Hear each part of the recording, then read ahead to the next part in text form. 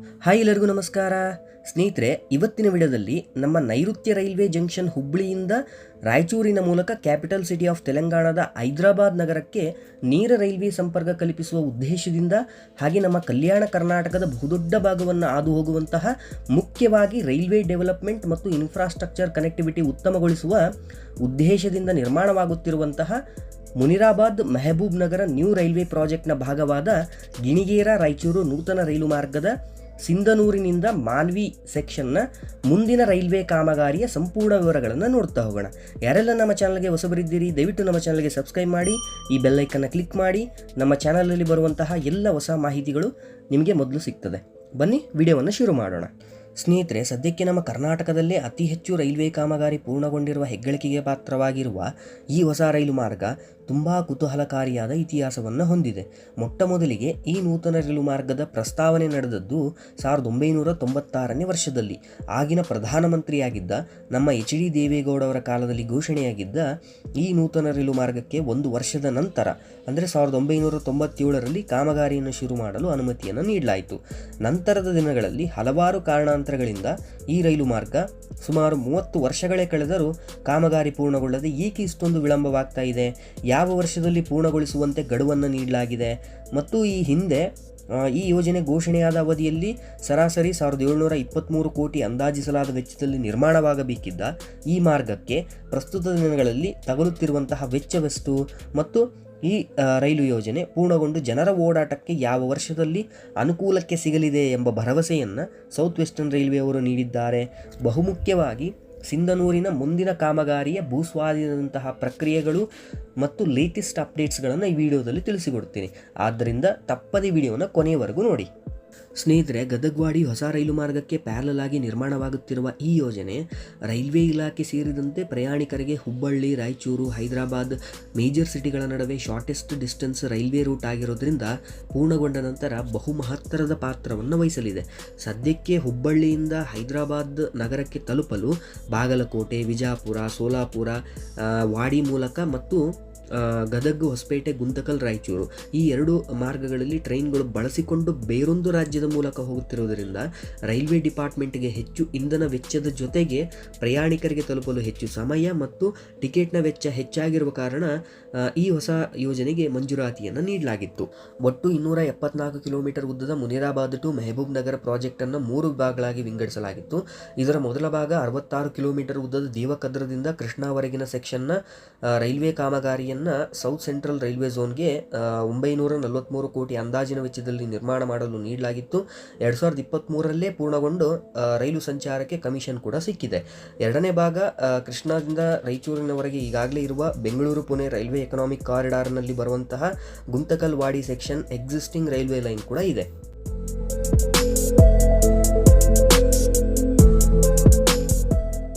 ಇದರ ಮೂರನೇ section 165 kilometre ಉದ್ದದ ಗಿಣಿಗೇರಾದಿಂದ ರಾಯಚೂರುವರೆಗಿನ 2007-8ರಲ್ಲಿ south western railway zone Hubli ಅಡಿಯಲ್ಲಿ ನಿರ್ಮಾಣ ಮಾಡಲು ಘೋಷಣೆಯನ್ನು ಮಾಡಲಾಗುತ್ತೆ.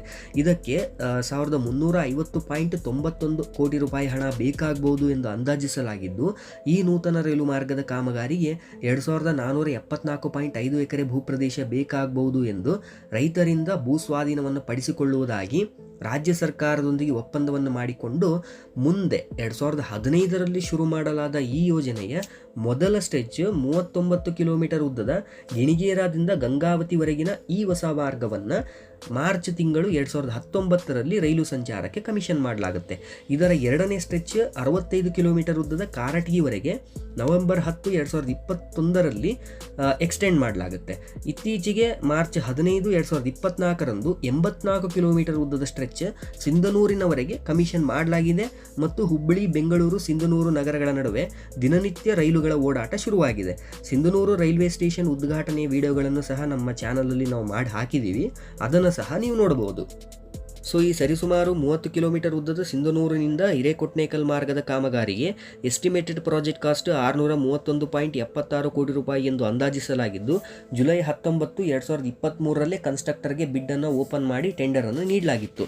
Union railway minister Ashwini Vaishnaw ಅವರು ಮಾಹಿತಿಯ ಪ್ರಕಾರ ಭೂಸ್ವಾಧೀನದಂತಹ ಪ್ರಕ್ರಿಯೆಗಳು ಸಿಂಧನೂರು ತಾಲೂಕಿನಲ್ಲಿ ಬರುವಂತಹ ಸುಲ್ತಾನ್ಪುರ್ ಮತ್ತು ಮಾನ್ವಿ ತಾಲೂಕಿನ ಕಲ್ಲೂರು ಗ್ರಾಮಗಳಲ್ಲಿ ನಡೆಯುತ್ತಿದ್ದು, ಇದಕ್ಕೆ 204 ಕೋಟಿ ರೂಪಾಯಿ ಪರಿಹಾರ ನಿಧಿಯನ್ನು ಮುಂಬರುವ 3 ತಿಂಗಳಲ್ಲಿ ರೈತರಿಗೆ ನೀಡಲಾಗುವುದು ಅಂತ ಹೇಳಿದ್ದಾರೆ.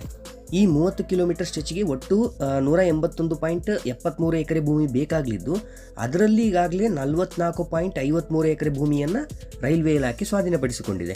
ಈ 30 ಕಿಲೋಮೀಟರ್ ಉದ್ದದ ಸೆಕ್ಷನಲ್ಲಿ ಬರುವಂತಹ ಜವಲ್ಗೆರೆ ಮತ್ತು ಹಿರೇಕೊಟ್ನೇಕಲ್ ರೈಲ್ವೆ ಸ್ಟೇಷನ್ಗಳಲ್ಲಿ ಈ ತರಹದ ಪ್ಯಾಸೆಂಜರ್ ಸಬ್ವೆ ಮತ್ತು 2 ಪ್ಲಾಟ್ಫಾರ್ಮ್ಗಳನ್ನು ನಿರ್ಮಾಣ ಮಾಡಲಾಗುವುದು. ಹಾಗೆ ಈ ಸ್ಟ್ರೆಚ್ಚಿನಲ್ಲಿ 6 ಮೇಜರ್ ಬ್ರಿಡ್ಜ್ಗಳು, 115 ಮೈನರ್ ಬ್ರಿಡ್ಜ್ಗಳು, 55 ರೋಡ್ ಅಂಡರ್ ಬ್ರಿಡ್ಜ್ಗಳು, 1 ರೋಡ್ ಲೆವೆಲ್ ಕ್ರಾಸಿಂಗ್ ನಿರ್ಮಾಣ ಮಾಡಲಾಗುತ್ತೆ. ಈ ಮಾರ್ಗವನ್ನು ಈ ಸ್ಟ್ರೆಚ್ಚನ್ನು ಪೂರ್ಣಗೊಳಿಸಲು 24 ತಿಂಗಳ ಸಮಯವನ್ನು ನೀಡಲಾಗಿದೆ. ಇನ್ನು ಇದರ 2ನೇ ಸ್ಟ್ರೆಚ್ ಹಿರೇಕೊಟ್ನೇಕಲ್ನಿಂದ ಮಮದಾಪುರದವರೆಗೆ ಬರೋಬ್ಬರಿ 40 ಕಿಲೋಮೀಟರ್ ಉದ್ದದ ಕಾಮಗಾರಿಗೆ ಎಸ್ಟಿಮೇಟೆಡ್ ಪ್ರಾಜೆಕ್ಟ್ ಕಾಸ್ಟ್ 752.19 ಕೋಟಿ ಎಂದು ಅಂದಾಜಿಸಿದ್ದು, ಸೆಪ್ಟೆಂಬರ್ 25, 2023 ಗುತ್ತೇದಾರರ ನೇಮಕಾತಿಗೆ ಬಿಡ್ಡನ್ನು ತೆರೆಯಲಾಗಿತ್ತು. ಅದನ್ನು ಹಸ್ತಾಂತರಿಸುವುದು ಅಂತಿಮ ಹಂತದಲ್ಲಿದೆ. ಆದರೆ ಈ ಸೆಕ್ಷನ್ನಲ್ಲಿ ಬರುವಂತಹ ಇನ್ನೂ ಯಾವುದೇ ಭೂಸ್ವಾಧೀನದ ಪ್ರಕ್ರಿಯೆಗಳು ಆರಂಭ ಆಗಿಲ್ಲ. ಭೂಸ್ವಾಧೀನಪಡಿಸಿಕೊಂಡ ನಂತರ ಕಾಮಗಾರಿಯನ್ನು ಶುರು ಮಾಡಲಾಗುವುದು ಅಂತ ಹೇಳಿದ್ದಾರೆ. ಇನ್ನು ಈ ಸೆಕ್ಷನಲ್ಲಿ ಬರುವಂತಹ ಮಾನ್ವಿ ಇಂಪಾರ್ಟೆಂಟ್ ಸ್ಟೇಷನ್ ಆಗಿದ್ದು, ಇಲ್ಲಿ 3 ಪ್ಲ್ಯಾಟ್ಫಾರ್ಮ್ಗಳು ಈ ತರಹದ ಪ್ಯಾಸೆಂಜರ್ ಸಬ್ವೆ ನಿರ್ಮಾಣ ಮಾಡಲಾಗುವುದು. ಇನ್ನುಳಿದಂತೆ ನೀರ್ಮಾನ್ವಿ, ಕಲ್ಲೂರು, ಮಮದಾಪುರ ರೈಲ್ವೆ ನಿಲ್ದಾಣಗಳಲ್ಲಿ ತಲಾ 2 ಪ್ಲ್ಯಾಟ್ಫಾರ್ಮ್ಗಳು, 1 ಫುಟ್ ಓವರ್ ಬ್ರಿಡ್ಜ್ ನಿರ್ಮಾಣ ಮಾಡಲಾಗುತ್ತೆ. ಇನ್ನು ಈ 40 ಕಿಲೋಮೀಟರ್ ಸೆಕ್ಷನ್ನಲ್ಲಿ 11 ಮೇಜರ್ ಬ್ರಿಡ್ಜ್ಗಳು, 104 ಮೈನರ್ ಬ್ರಿಡ್ಜ್ಗಳು, 60 ರೋಡ್ ಅಂಡರ್ ಬ್ರಿಡ್ಜ್ಗಳು, 1 ರೋಡ್ ಓವರ್ ಬ್ರಿಡ್ಜ್ ಬರಲಿವೆ. ಈ ಸ್ಟ್ರೆಚ್ಚನ್ನು ಪೂರ್ಣಗೊಳಿಸಲು 30 ತಿಂಗಳ ಸಮಯವನ್ನು ಗುತ್ತೇದಾರರಿಗೆ ಸೌತ್ ವೆಸ್ಟರ್ನ್ ರೈಲ್ವೆ ನೀಡಿದೆ.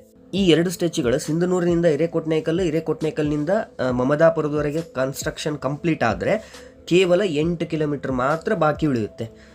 ಈ 8 ಕಿಲೋಮೀಟರ್ ಮಮದಾಪುರದಿಂದ ರಾಯಚೂರಿನವರೆಗೆ ಈ 2 ಸ್ಟ್ರೆಚ್ಗಳು ಕಾಮಗಾರಿ ಮುಗಿದ ನಂತರ ಆಪೋಸಿಟ್ಟಿಂದ ಕನ್ಸ್ಟ್ರಕ್ಷನ್ ಶುರು ಮಾಡಿ ಮಮದಾಪುರದ ಹತ್ರ ರೂಟನ್ನು ಜಾಯಿನ್ ಮಾಡ್ಬೋದು ಅಂತ ನೀವು ಇಮ್ಯಾಜಿನ್ ಮಾಡ್ಬೋದು. ನೋಡೋಣ, ಇದ್ರ ಬಗ್ಗೆ ಯಾವುದೇ ಅಪ್ಡೇಟ್ಸ್ಗಳು ಇನ್ನೂ ಸಿಕ್ಕಿಲ್ಲ. ಸಿಕ್ಕ ತಕ್ಷಣ ವಿಡಿಯೋ ಮಾಡಿ ತಿಳಿಸ್ತೀವಿ.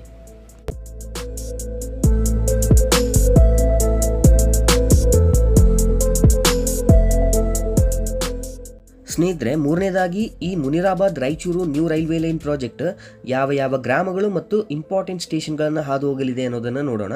ಗಿಣಿಗೇರ ಜಂಕ್ಷನ್ನಲ್ಲಿ ಶುರುವಾಗುವಂತಹ ಈ ರೈಲು ಮಾರ್ಗ ಬೂದುಗುಂಪ, ಜಬ್ಬಲ್ಗುಡ್ಡ, ಚಿಕ್ಕಬಣಕಲ್, ಗಂಗಾವತಿ, ಶ್ರೀರಾಮನಗರ, ಸಿದ್ದಾಪುರ, ಕಾರಟಗಿ, ಗೊರೇಬಾಳ್, ಸಿಂಧನೂರು, ಜವಲ್ಗೆರೆ, ಹಿರೇಕೊಟ್ನೇಕಲ್, ಮಾನ್ವಿ, ನೀರ್ಮಾನ್ವಿ, ಕಲ್ಲೂರು, ಮಮದಾಪುರ ಈ ಎಲ್ಲ ಇಂಟರ್ಮೀಡಿಯೇಟ್ ಸ್ಟೇಷನ್ಗಳನ್ನು ಹಾದು ರಾಯಚೂರು ಜಂಕ್ಷನನ್ನು ತಲುಪಲಿದೆ.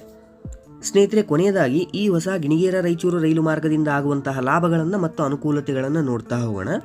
ಬಹುಮುಖ್ಯವಾಗಿ ನಮ್ಮ ಹುಬ್ಬಳ್ಳಿಯಿಂದ ಕಲ್ಯಾಣ ಕರ್ನಾಟಕದ ಜಿಲ್ಲೆಗಳಾದ ಕೊಪ್ಪಳ, ರಾಯಚೂರು ಮೂಲಕ ಹಾದು ಹೈದರಾಬಾದ್ಗೆ ನೇರ ಸಂಪರ್ಕ ಕಲ್ಪಿಸುವಂತಹ ಈ ಮಾರ್ಗದಿಂದ ನಮ್ಮ ಕಲ್ಯಾಣ ಕರ್ನಾಟಕದ ಹಲವು ತಾಲೂಕುಗಳಿಗೆ ಇದರಿಂದ ಉದ್ಯೋಗಾವಕಾಶ ಕಲ್ಪಿಸುವುದರ ಜೊತೆಗೆ ಇಲ್ಲಿನ ಆರ್ಥಿಕತೆ, ಎಕನಾಮಿಕ್ ಡೆವಲಪ್ಮೆಂಟ್ಗೆ ಮುಖ್ಯ ಪಾತ್ರವನ್ನು ವಹಿಸಲಿದೆ. ಈ ಭಾಗದ ಜನರಿಗೆ ದಿನನಿತ್ಯದ ಸಂಚಾರಕ್ಕೆ, ತಮ್ಮ ಕೆಲಸಗಳಿಗೆ ಓಡಾಡಲು ತುಂಬ ಪ್ರಯೋಜನಕಾರಿಯಾಗಲಿದೆ. ಇಲ್ಲಿನ ಜನರಿಗೆ ಉದ್ಯೋಗಾವಕಾಶವನ್ನು ಹುಡುಕಿಕೊಂಡು ದೇಶದ ದೊಡ್ಡ ನಗರಗಳಿಗೆ ಹೋಗುವವರಿಗೆ ಬೆಂಗಳೂರಿಗಿಂತಲೂ ಹೈದರಾಬಾದ್ ತುಂಬ ಹತ್ತಿರದಲ್ಲಿದೆ. ಭತ್ತದ ನಾಡು, ಚಿನ್ನದ ನಾಡು ಎಂದೇ ಪ್ರಸಿದ್ಧಿ ಈ ಭಾಗ ಪಡೆದಿರುವುದರಿಂದ ಮುಂದಿನ ದಿನಗಳಲ್ಲಿ ಹುಬ್ಬಳ್ಳಿ ಹೈದರಾಬಾದ್ ರೈಲ್ವೆ ಎಕನಾಮಿಕ್ ಕಾರಿಡಾರ್ಗಳಿಗೆ ಸರಕು ಸಾಗಾಣಿಕೆಯಲ್ಲಿ ವಾಣಿಜ್ಯೋದ್ಯಮಕ್ಕೆ ಉತ್ತಮ ರೈಲ್ವೆ ಕನೆಕ್ಟಿವಿಟಿಯನ್ನು ನೀಡುತ್ತೆ. ಒಟ್ಟಾರೆಯಾಗಿ ಈ ಭಾಗದ ಇನ್ಫ್ರಾಸ್ಟ್ರಕ್ಚರ್ ಡೆವಲಪ್ಮೆಂಟ್ ಇನ್ನೂ ಸದೃಢವಾಗಲಿದೆ. ಇನ್ನು ಈ ಹೊಸ ಮಾರ್ಗವನ್ನು ಡಿಸೆಂಬರ್ 2025ಕ್ಕೆ ಪೂರ್ಣಗೊಳಿಸಬಹುದು ಎಂದು ಅಂದಾಜಿಸಲಾಗಿದೆ. ಆದರೆ ಈ ಕಾಮಗಾರಿ ಪೂರ್ಣಗೊಂಡು ಜನರ ಓಡಾಟಕ್ಕೆ ಸಿಗಲಿದೆಯಾ? ಸ್ನೇಹಿತರೆ, ನಿಮ್ಗೇನನ್ಸುತ್ತೆ? ಇನ್ನು 2 ವರ್ಷದಲ್ಲಿ ಕಂಪ್ಲೀಟ್ ಆಗುತ್ತೆ ಅನಿಸುತ್ತಾ? ನಿಮ್ಮ ಅಭಿಪ್ರಾಯ ಏನಂತ ಕಮೆಂಟ್ ಮಾಡಿ ತಿಳಿಸಿ. ಈ ಮಾಹಿತಿ ನಿಮಗೆ ಇಷ್ಟವಾದಲ್ಲಿ ನಮ್ಮ ಚಾನಲ್ಗೆ ಸಬ್ಸ್ಕ್ರೈಬ್ ಮಾಡಿ. ಹಾಗೆ ನಮ್ಮ ಫೇಸ್ಬುಕ್, ಇನ್ಸ್ಟಾಗ್ರಾಮ್ ಪೇಜ್ಗಳನ್ನು ಸಹ ಫಾಲೋ ಮಾಡ್ಕೊಳ್ಳಿ. ನಮಗೆ ಪರ್ಸನಲ್ ಆಗಿ ನೀವು ಕಾಂಟ್ಯಾಕ್ಟ್ ಮಾಡ್ಬೋದು. ಈ ವಿಡಿಯೋವನ್ನು ಸಂಪೂರ್ಣವಾಗಿ ನೋಡಿದ್ದಕ್ಕೆ ಧನ್ಯವಾದಗಳು.